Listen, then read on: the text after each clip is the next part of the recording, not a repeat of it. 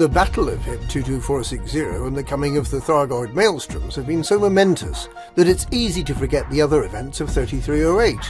In this episode we bring you the case of the missing Emperor, a president seeking re-election, a bridge erected, a pirate insurrection, and a generation ship resurrected.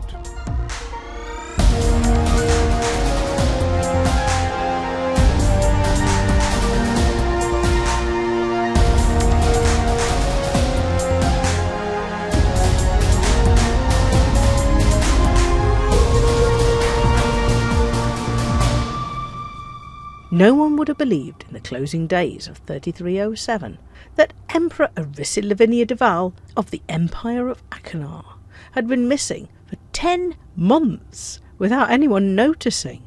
The pro-democratic Neo-Marlinist Liberation Army had been defeated, with its leader, Theta 7, killed when he blew up the Thargoid sacrosanct megaship in Madrid to escape capture.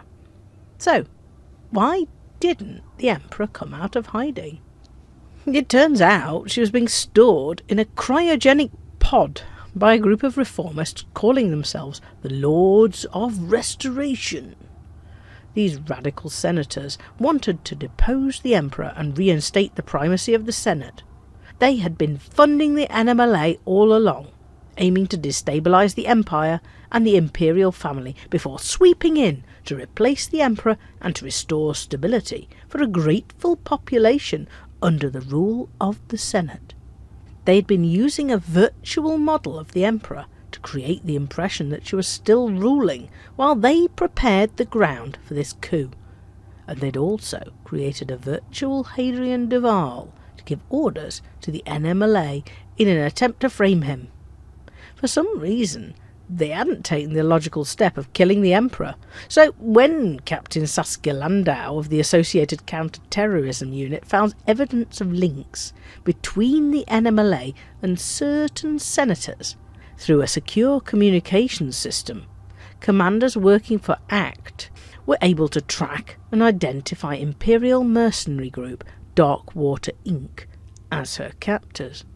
After the Emperor had been rescued and reinstalled on the imperial throne on the 16th of February, she commanded reprisals against her former captor. The Battle of Summerland resulted in Darkwater Inc. being wiped out as an organisation. The Emperor subsequently reached out to the Marlinist colonies that had been set up during her year in the freezer, offering them semi-autonomous protectorate status. The Marlinists chose to remain fully independent, something the Emperor accepted with regret. The lasting legacy of the Lords of Restoration and the NMLA was the creation of those Marlinist colonies. It remains a mystery how the Empire managed to continue for a year without its Emperor, without realising.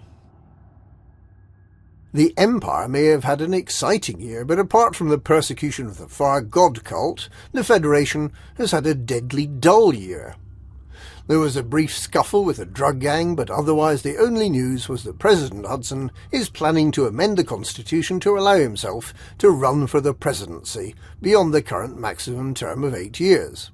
This Hudson contravention has not yet been put to Congress, and in related news, entrepreneur Zachary Rackham has announced that he'll be running for the presidency next year, in all probability making it a 3-horse race between Hudson, Rackham and Felicia Winters.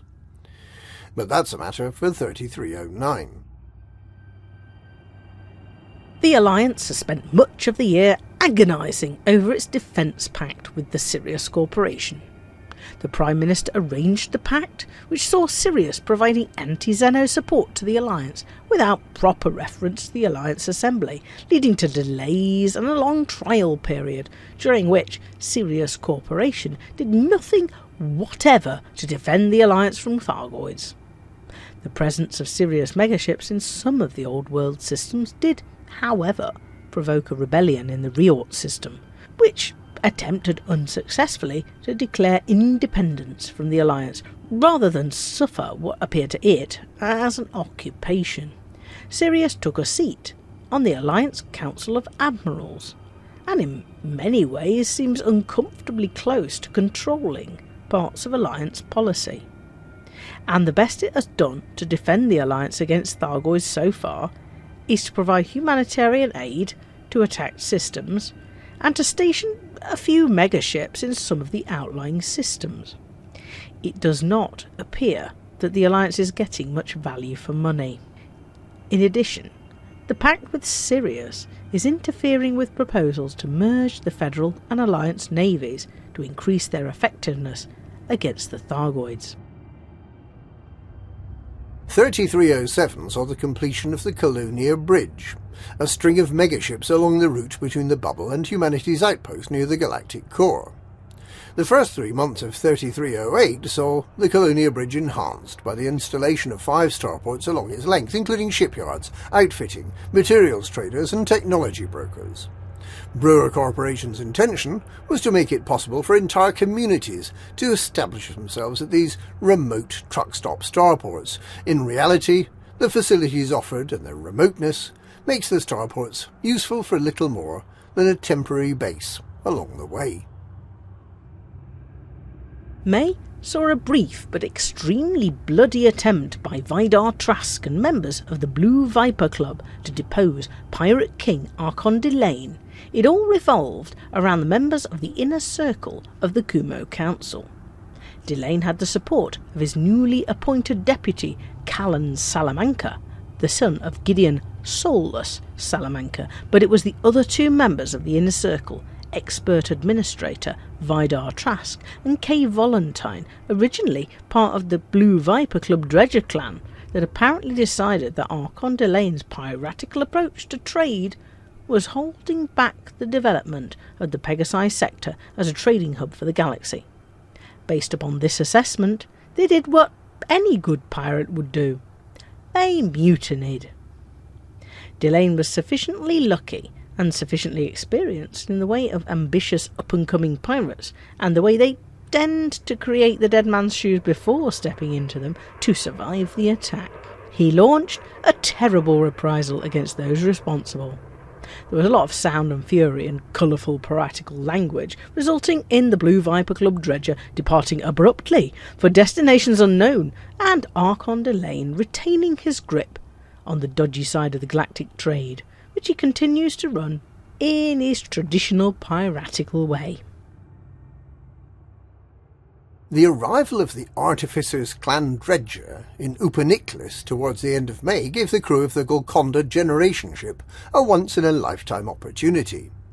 The Golconda had arrived in Upaniklis in some distress towards the end of 3305. The crew was rescued from the damaged generation ship and set themselves up at an outpost, Forester's Choice, provided for them by the Federation, distilling and bottling a rare and unusual beverage. However, many of the crew missed their former life travelling at sublight speeds between the stars over hundreds of years. The Artificers, one of several Dredger clans known to live a nomadic lifestyle in the galaxy, decided to repair and upgrade the Golconda. Kitted out with new faster-than-light hyperdrives, the Golconda set sail again on the 17th of June. Some Golcondans remain at Forester's Choice, the rest have vanished from sight, like the Dredger clans. We may hear from them again